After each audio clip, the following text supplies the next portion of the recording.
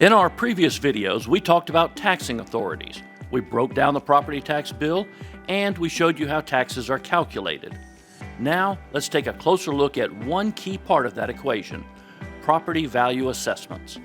The value of your property is determined by the staff in the tax assessor's office.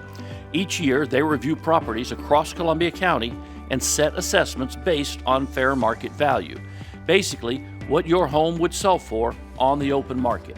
To figure that out, they examine recent sales in your neighborhood, much like a home appraiser would.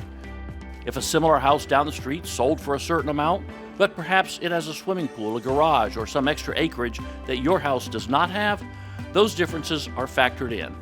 Your home would probably be valued lower. On the flip side, if your property has more amenities, your value could be higher than your neighbor who doesn't have the same additional home improvements.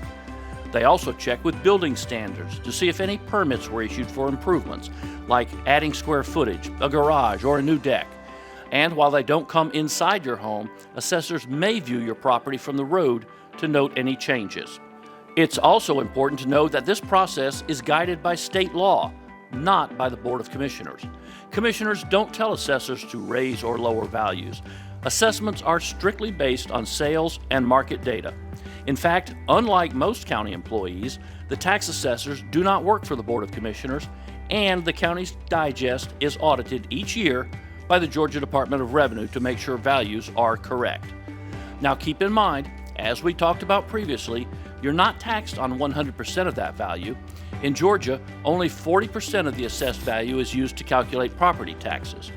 And if you ever feel your property is valued incorrectly, you have the right to appeal. Each year, before tax bills go out, you'll receive a notice with your new property value. If you disagree, you can file an appeal with the Board of Assessors.